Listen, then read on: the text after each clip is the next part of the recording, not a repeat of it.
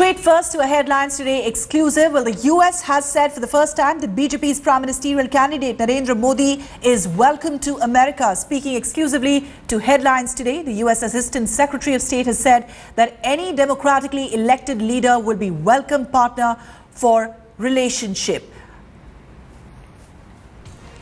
She's one of the top and prominent Indian-American faces in the Obama administration. Nisha Desai Biswal is on her maiden visit to India after being appointed as the US Assistant Secretary of State for Central and South Asian Affairs. Pleasure having you on our channel this morning. I'd begin by asking you about the belief in India that Indo-US relations have lost steam after the high it achieved during the Indo-US nuclear deal. Now, why has that happened, and do you think the Devyani Khobragade episode just worsened things? Well, Maha, first of all, let me just thank you for the opportunity to come here and to be able to speak with you today.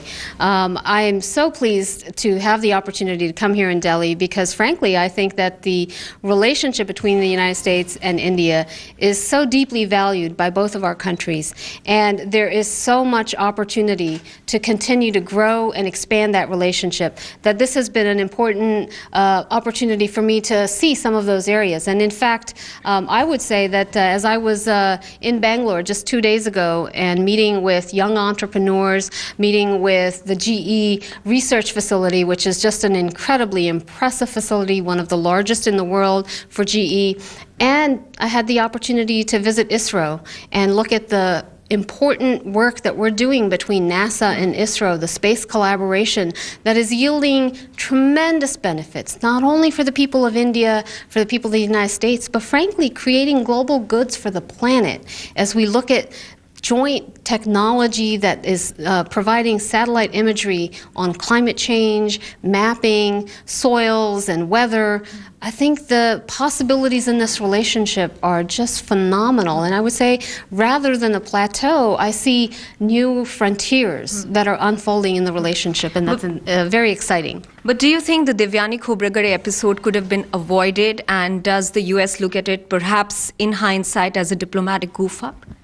You know, what I would say in hindsight is that it's been a tremendous learning experience. It's been a learning experience in terms of the importance of having very clear understandings between our two systems, very clear understandings of the expectations that we have of each other, of our people and our institutions, and how we can exist within compliance under the law, as well as what accommodations we can make for each other within those systems. And so I think that we've come out of this wiser and more determined to continue to invest in the relationship and ensure that we're able to move forward. Manmohan Singh took the relationship to a high in his first tenure. Unfortunately, didn't happen in his second tenure. Are you looking forward, is US looking forward to a change of government in India? And who do you think out of the three contenders that we have at the moment, Narendra Modi, Arvind Kejriwal and Rahul Gandhi, would be best placed to take the Indo-US relationship to the next level and look at economic policies, something like FDI, in a more structured fashion? Yeah, come on, Maha. I may be new to the job, but I'm not so new as to get myself into the middle of Indian election politics.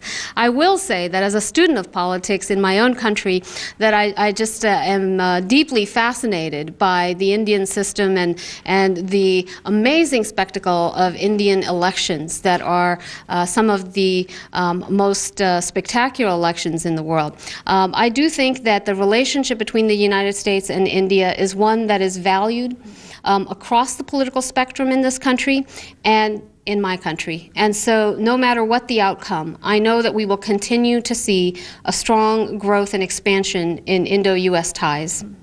Also, one of the major contenders for the PM's post right now is Narendra Modi, and his boycott by the US ended almost after a decade, just a few months ago when the US ambassador met him.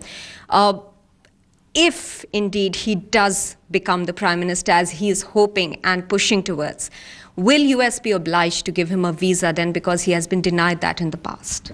You know, I would just say that the United States has welcomed every leader of this vibrant democracy, and that a democratically elected leader of India will be a welcome partner for the United States in expanding this relationship as we move forward.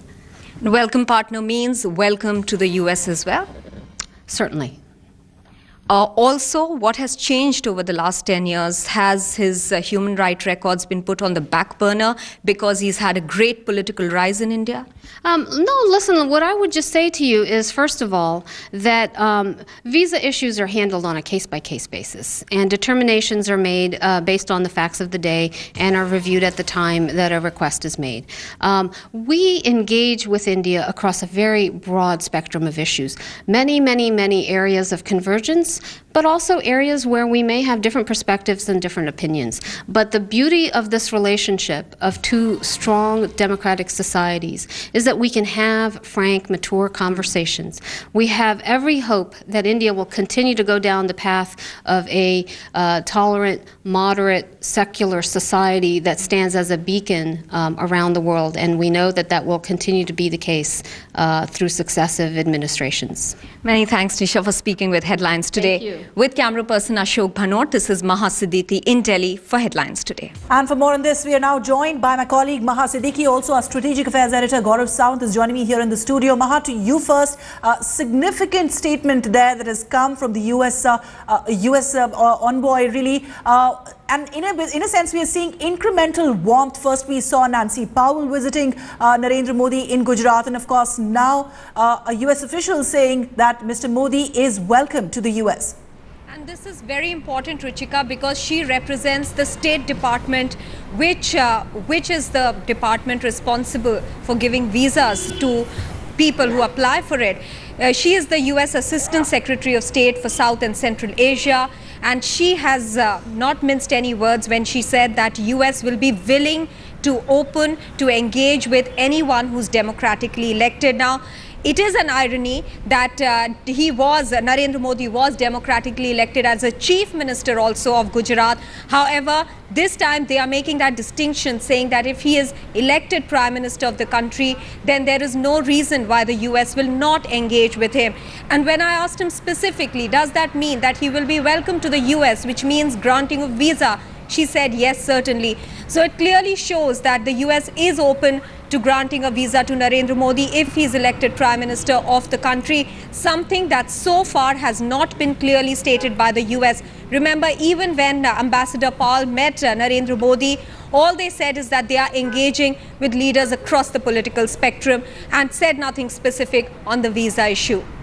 All right, let me bring in Gaurav on that. Gaurav, is this the most specific answer that we've got from the US over the issue of a visa to Narendra Modi? Well, specifically on the issue of visa, the US Assistant Secretary Nisha Desai Biswal said visa depends on a case-by-case basis, on facts of that day, and also on the basis of an application made. So case-by-case basis, facts made, facts of the day, all of that, the US line remains the same. We'll take a call when application is made. So that's one part of the story. The other part of the story is money makes the mayor go. The US industry came into Gujarat first. The US industry saw the potential first, followed by, as in this exclusive interview, as Maha Siddiqui got out of Nisha Desai Biswal, the engagement started. The engagement is now becoming deeper, and in the times to come, the US sees this potential as an investment, as an engagement which is growing, and that is what they're talking about, a multifaceted engagement with India, irrespective of who comes to power. So if Narendra Modi is to become the Prime Minister, then the US will be obliged to give him a visa, whether it's for the UN General Assembly or for any other engagement. India is too strong a country, too powerful a nation in this region. Barack Obama himself has called India the pivot of Asia. So clearly they cannot ignore India. It depends who the Indian people elect as their Prime Minister. And what does this mean politically? Let me quickly go across to our National Affairs Editor, Javed Ansari, who's joining us on the phone line. Javed, clearly unmissable signs of US warming up to Narendra Modi, and politically just as significant as we are in this election season. Well, absolutely. This is yet one more step in that direction, where the US now appears to be cozying up to Mr. Narendra Modi. This has happened because they realize that in their assessment, he stands a distinct possibility of heading the next government. And like my colleague Gaurav Sawant was saying, there is no power which can, you cannot afford to ignore India and afford to ignore the Indian Prime Minister. So whoever the Indian people elect, the US and the rest of the world will willingly do business with. And for Narendra Modi, this should be music to his ears. All right, so US government welcoming Narendra Modi to America. In that interview to Maha Siddiqui, US Assistant Secretary of State, saying that US will welcome democratically elected leader of India to the United States of America. Gaurav Sawant, Maha Siddiqui and Javed, thank you all for joining us.